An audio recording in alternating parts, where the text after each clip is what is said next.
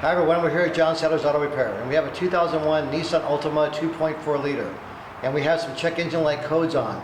We have P0325, P0400, and P1400. The P0325, it's a knock sensor, and what that does is it detects a knock in the engine and retards the engine timing. Then the P0400 is a low flow for the EGR vacuum, and P1400 is the EGR solenoid, which is this little solenoid right here. And the new solenoid, a lot of times they'll have an open or they'll have a short, and it's supposed to be 35 ohms for a new one. And so we got our ohm meter hooked up here, and we have 34.3 ohms. So we're doing pretty well on that.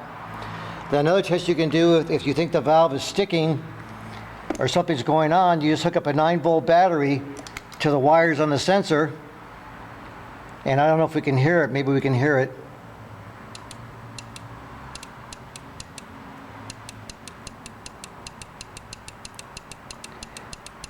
You can hear how that clicks off and on.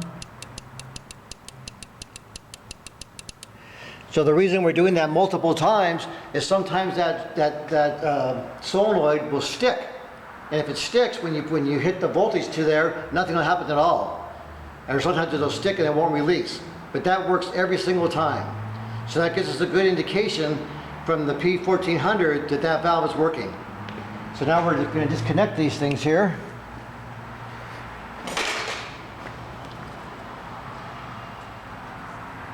I'm going to start the engine, and we're just going to make sure that the EGR valve itself works.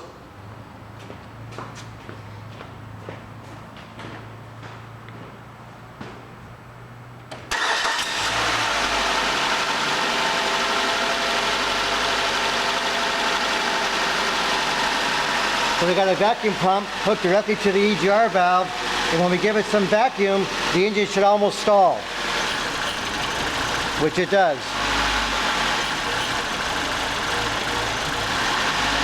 So we know that's capable, the EGR valve physically works because we can physically activate it. Now what we're going to do is we're going to tee a vacuum gauge in the line here. And the EGR system works when you're under load, so the vehicle has to be driven in order to get the EGR system to work. So what I've done is I've raised the wheels off the ground on the lift, and then we're going to put it in drive, then watch our vacuum gauge just like if we simulated driving down the road.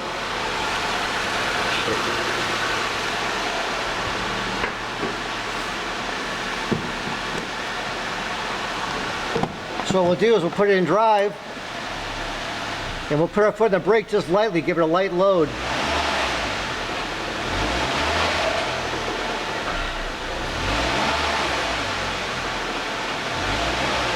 And we're getting no vacuum to the EGR valve.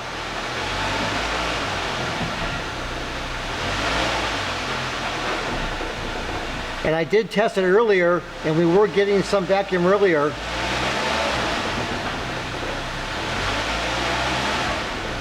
But now we're getting none whatsoever.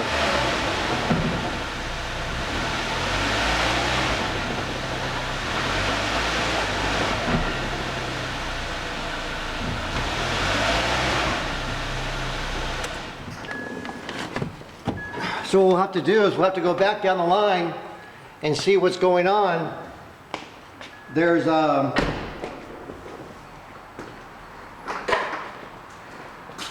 modulator for the EGR. A lot of times these will go bad, and when you have a no vacuum situation or you have too much vacuum. Sometimes if you have 20 inches of vacuum here, you're only supposed to have about 7. If you have 20 inches of vacuum, then what will happen is when you start to take off from a stop, you'll have a hesitation or a lag, and then after that the car will run good. And you replace this, you get back to the 7 inches again. So we had some vacuum earlier, now we have no vacuum at all. So we're going to backtrack a little bit and find out why we don't have that. But I just wanted to show you some dynamic testing, some testing on the vehicle, under a load, just like you'd be the vehicle be driven down the road. So I'll keep you posted in the written part of this, what I find out. Thank you very much. Have a nice day.